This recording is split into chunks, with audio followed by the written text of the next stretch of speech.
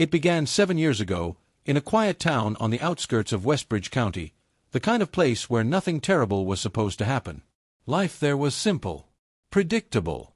Mornings came with the sound of sparrows, evenings closed with the glow of porch lights, and neighbors greeted each other by name.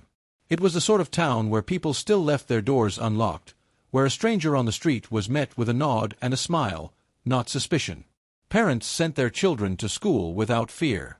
And if anyone had asked, they would have sworn Westbridge was the safest place on earth. But peace is often just a thin veil, and behind it, darkness sometimes waits, patient and unseen. In the fall of 2018, that darkness found a name. Lily Hartman. She was 13, bright, curious, and endlessly kind. Her teachers described her as the girl who always helped others with their homework. She loved drawing flowers, reading fairy tales, and writing small notes to the people she cared about. There was nothing extraordinary about her, except that she had a gift, the kind of innocence that makes even grown-ups smile. But behind that smile, something was breaking. Lily had lost both her parents when she was 8. A car crash took them on a rainy evening as they drove back from a family gathering. It left her and her older brother, Daniel, orphaned. Daniel was 16 at the time, barely old enough to take care of himself. For a while, he tried to hold their little world together, working small jobs, relying on relatives, doing everything to make sure Lily didn't feel alone. But life was hard. Eventually, a family friend stepped in, Robert Hale, a man Daniel and his parents had trusted. Robert was a college lecturer, well-respected, articulate, with a reputation for integrity. He was married to Margaret Hale, a soft-spoken woman who volunteered at the local church. Together, they had 2 children, both younger than Lily. When Robert offered to take Lily in, everyone, including the welfare officer, thought it was a blessing. She would have stability, education, and a loving home. Daniel, reluctantly, agreed. He visited when he could. He believed Lily would be safe. He was wrong. Behind the neat white walls of the Hale family home, Lily's life became something else entirely. What began as strict discipline soon turned cruel. Robert's kindness turned to control. He monitored what she ate, what she wore, even who she spoke to. He told her that she was lucky, that no one else would ever care for her the way he did. But care wasn't what he had in mind. Within months, neighbors began noticing bruises. Small ones at first, a scrape on the arm, a limp she couldn't explain.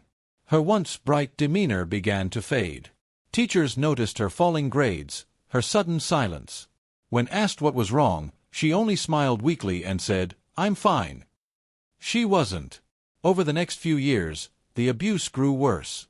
Emotional, physical, and, as investigators would later uncover, sexual.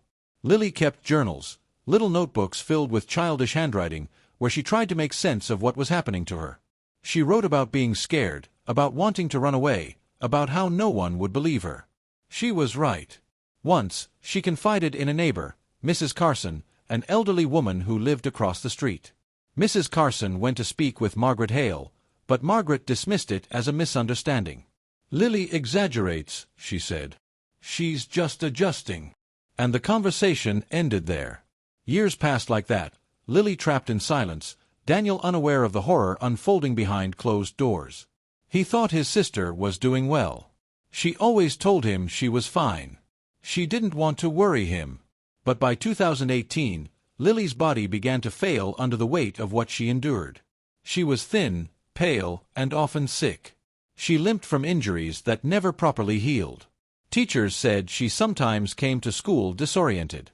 One described how Lily once fell asleep at her desk, whispering, "Please stop," in her sleep. And then, one cold October evening, she was gone. The official report said she collapsed in her room and was rushed to the hospital. But doctors saw something that didn't fit. Her body bore scars, old and new, and her injuries told a story that her lips never could. The town of Westbridge froze in disbelief. How could this happen here, to a child everyone thought was safe? The police launched an investigation, and within days, the truth began to unravel. An autopsy revealed evidence of prolonged abuse. It was no longer rumor, it was fact. When Robert and Margaret Hale were arrested, the town erupted in shock. The man once praised as a role model was suddenly the face of something monstrous. News crews camped outside the Hale residence. Social media exploded. For weeks, justice for Lily was all anyone talked about. At trial, Margaret confessed she had known, that she had seen things but said nothing out of fear. She claimed Robert had threatened her too, that she was trapped. The jury didn't buy it. She was convicted for child neglect and failure to protect a minor. Her sentence, 10 years. But Robert's trial was far more complicated. The prosecution presented 2 autopsy reports. One from a local hospital. One from the state forensic lab. Both should have told the same story, but they didn't. One mentioned internal injuries, the other didn't. One estimated her time of death at 9:45 p.m., the other at 10:15. Tiny differences, enough to plant seeds of doubt. The defense seized on it. They called the investigation sloppy, the evidence tainted. But the most devastating blow came when the judge ruled that Lily's recorded statement, a video found in her room where she spoke directly to the camera, recounting what Robert had done, could not be admitted. The defense argued it was hearsay, since she wasn't alive to be cross-examined. That video, her last cry for help, was silenced. Without it, the case crumbled. Robert Hale walked free. People in court gasped when the verdict was read. Some wept. Others shouted. But Robert showed no emotion. He simply adjusted his tie, turned, and walked out, a free man. He returned home to whispers, to glares, to a house that had once been perfect but was now poisoned. His wife sat behind bars. His neighbors avoided him. But none of that mattered. The law had spoken. Lily, meanwhile, was buried on a gray, windy morning. Only a handful of people came, her brother Daniel, a few classmates, and a priest. Daniel couldn't look at her small coffin without shaking. He kept whispering her name, as if she could still hear him. After the trial, Ethan Hale, Robert's son, disappeared. He had been questioned as a secondary suspect but vanished before his court date. The police promised to find him. They never did. Years rolled by. The outrage faded. New stories replaced old ones. But Daniel couldn't let go. He became obsessed with the case. Every day, he wrote letters to authorities, demanding updates. Every week, he visited the police station. The officers knew him by sight. Some pitied him, others avoided him. 7 years. No arrest. No progress. Then, one morning, a friend sent Daniel a screenshot. Ethan Hale, alive, smiling, posting photos online. His face unmistakable. He had changed his name slightly, but not enough to hide completely. He was living freely, traveling, partying, even posting about second chances. Daniel's hands shook when he saw it.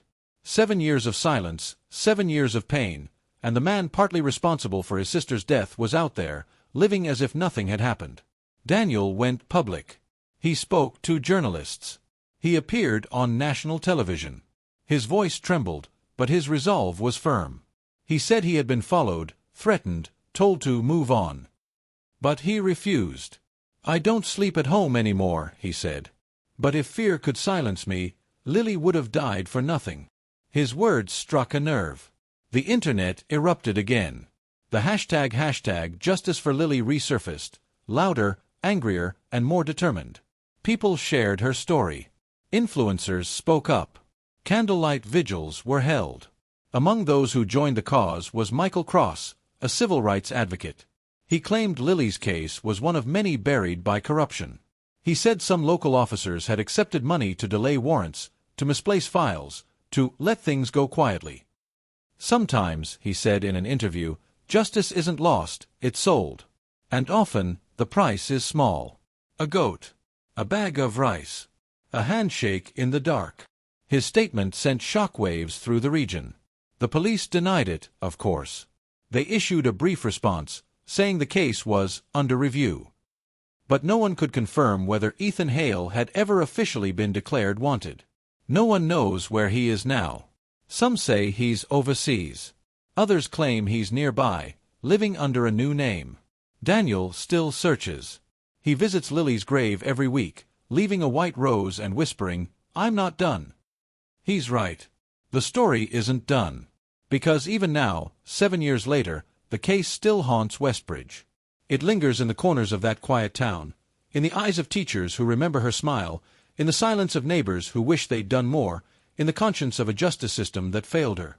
Lily's story is not just one of tragedy. It's a mirror reflecting how easily the innocent can be forgotten.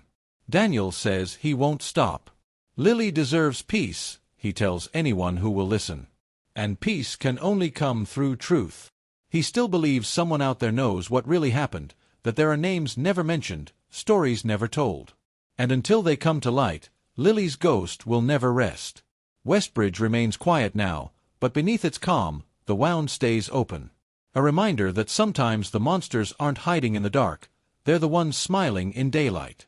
Lily's laughter once filled that small town. It should have echoed for decades more. But even though her voice was stolen, her story refuses to die.